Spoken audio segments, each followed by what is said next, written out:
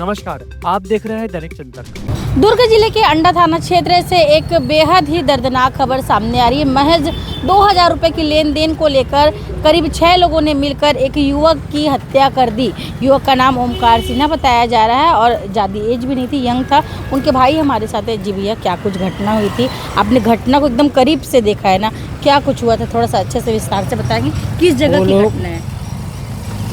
घटना है शांति चौक शीतला तालाब के पास का घटना है। अंडा? हाँ, अंडा का। क्या हुआ था? वो लोग आए सीधा, मेरा भाई था, थोड़ा छोटा दिल का था। वो मेरे पास आया कि मेरा भाई छोटा तो है, दबंगे में ऐसा करके मेरा भाई मेरे पास आ गया और मेरा हाथ उठा भी नहीं कैलकुलेट में। और उसके चक्कर में मेरा हाथ नहीं उठा, उसके चक्कर में मैं अपने भाई को खो दिया। 6 लोग थे? हाँ, 6 लोग वो लोग थे, पूरा फैमिली लोग थे। क्या बोलने लगे आपको? पहले 2 लोग आए थे, नमेश ढीमर और अजीत ढीमर आए थे। वो लोग बोले कि क्या करेगा, मार लेगा क्या हम लोग को, ऐसा वैसा करके दुनिया भर को बोले, गाली गलौज किए। तो मैं बोला भाई नहीं मारूंगा, तुम लोग को आपसी में बात कर लो तुम लोग ऐसा करके।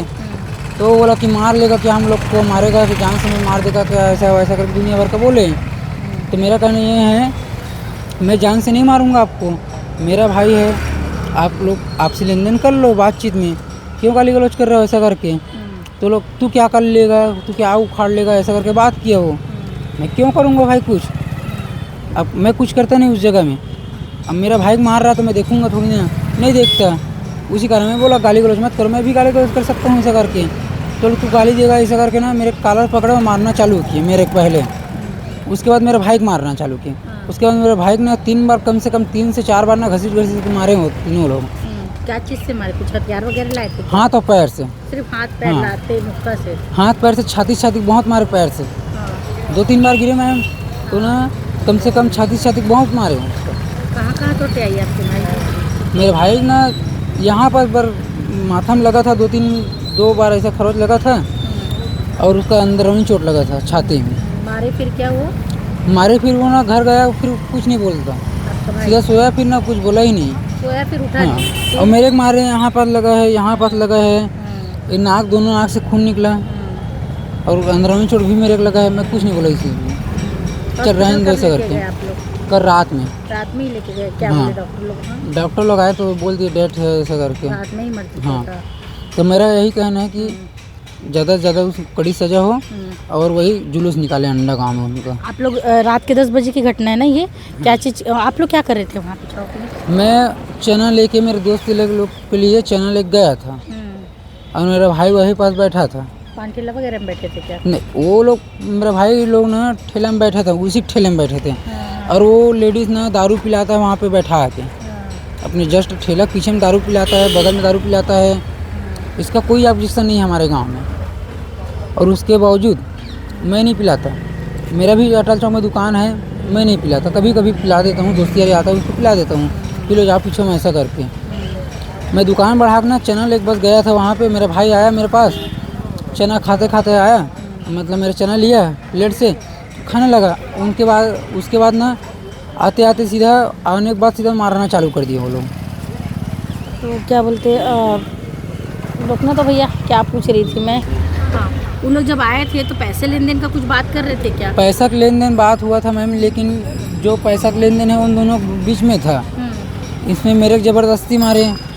ठीक है, 2000 के लिए कोई बड़े बात नहीं है। घर में आके बोलते 2000 रुपये घर में दे देते हमारे घर में।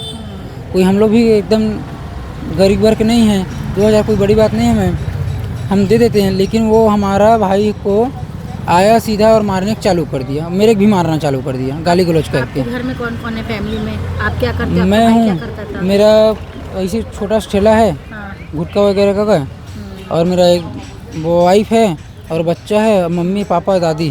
कितनी उम्र थी भाई की? भाई 25 उम्र था। शादी वादी हो गया था? नहीं हुआ था, मेरा बस शादी हुआ था, लव मैरिज है मेरा। भाई ड्राइवरी करता था।